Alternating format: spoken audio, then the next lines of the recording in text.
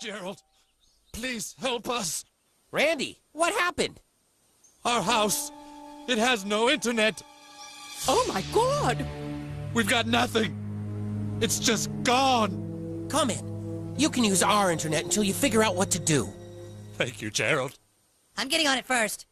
Oh, no, you're not. Well, socialization from a social work perspective is how individuals begin to normalize the culture, norms, and values of the society in which they're a part of. In other words, socialization helps individuals develop their human potential and learn patterns of their culture and society.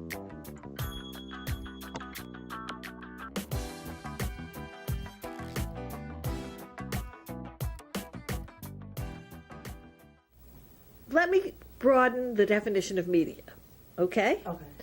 And I think what you have to think about is the wide range of media that children are exposed to, and look across that wide range to see both positive and possibly negative. Children's storybooks. Almost all children's stories are meant to have a positive influence. Even the scary stories, Goosebumps, and other stories like that, are meant to have a positive influence with children in the end, that children can face their fears, that they can laugh at their fears.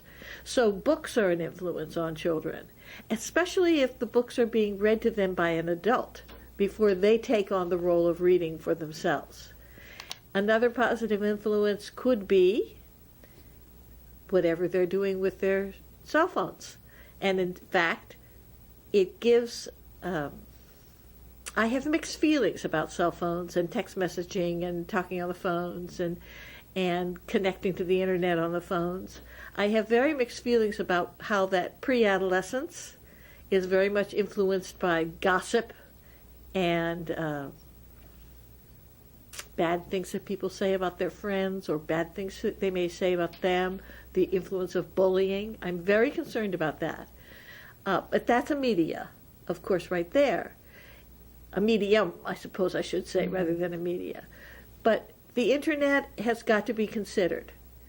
And if you have something like the internet and kids have access to it either on their phones or on their personal computers or on mommy's laptop or whatever it is, they can go to YouTube and they can look stuff up and they can learn. They can then talk about that at school or talk about that with their friends. I think in general, those things are important and present and influencing kids down to a very young age. Do you believe the media can be a powerful teacher to children and young adults? If so, in what ways? Do you believe the media can be a powerful teacher to children and young adults? If so, in what ways?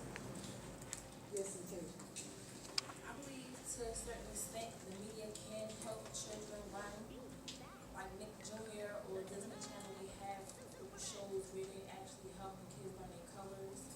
However, the media can be a distraction to the kids because nowadays they're not making the cartoons anymore. They're being advanced and disrespectful with it.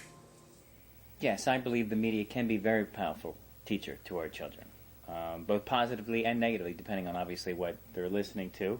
If they're on, if you're referring to YouTube or something like that, or anything on the internet, they can hear whatever they want, right? So, it could be a powerful teacher, both positively and negatively. Well, I think some of the positive aspects that the media has been able to do is, particularly with the Black Lives Matters movement, the social justice issues that young people are taking up, and just being able to see those types of activities unfold in the media really, in my opinion, helps to mobilize others to be involved in issues of social justice. Media teach children more of a, what should I say? I don't want to say socialist thing, but they teach more of a you need to have, or you should have, Yeah, as far as toys, clothes, sneakers, latest this, the latest that. Media pushes that on them. You should look like this. You should wear this. You need this to be famous, or you need this to be popular. Whereas media should be telling you what you should be learning as far as developing your skills, being an individual. The mass media have become a major necessity in our society today. The internet, cell phones, and other sorts of technology are needed for human beings to function on a daily basis.